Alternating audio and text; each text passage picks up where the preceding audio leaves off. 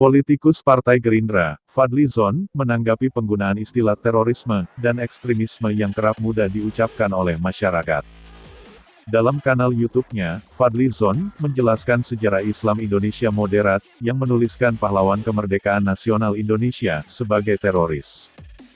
Islam di Indonesia dilihat dari sejarahnya, sangatlah moderat, bahkan organisasi masyarakat Islam yang mainstream, seperti NU, Muhammadiyah, Persis dan lain-lain, yang sudah ada di Indonesia, bahkan sebelum Indonesia merdeka, tegas Fadly Zon, Minggu, tanggal 27 Desember tahun 2020. Fadly Zon juga menceritakan, soal sejarah ajaran Islam di Indonesia yang moderat.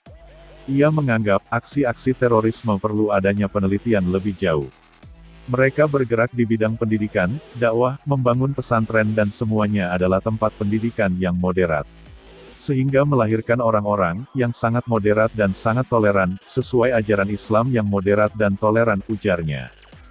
Menurutnya, dalam peristiwa perang aksi seperti itu, memang sebuah bencana tapi ada pihak yang diuntungkan yaitu industri militer, yang sebagian besar ada di negara barat, untuk mendistribusikan alat mereka. Hal tersebut sama dengan terorisme. Fadly Zon menganggap perlu ada penelitian originalitas motif dari aksi terorisme itu.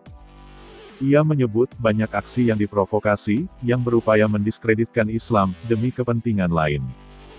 Dalam video tersebut, Fadly Zon juga menunjukkan buku, The Indonesian Problem Facts and Factors, What Happened Since the End of Pacific War, yang diterbitkan, Netherlands Indies Government Information Service, Batavia 1947. Buku tersebut juga menyebutkan, Bung Tomo, atau Sutomo yang disebut dalam buku itu, sebagai seorang pemimpin teroris yang terkenal, diangkat sebagai letnan jenderal di dalam Tentara Republik, dan disebut sebagai orang jahat.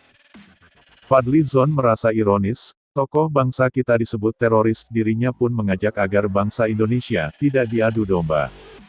Ia juga mengatakan, bahwa Indonesia perlu kembali pada jati diri bangsa yang menghargai tradisi, adat istiadat, dan mengutamakan agama, apapun paham agama kita yang sesuai Pancasila.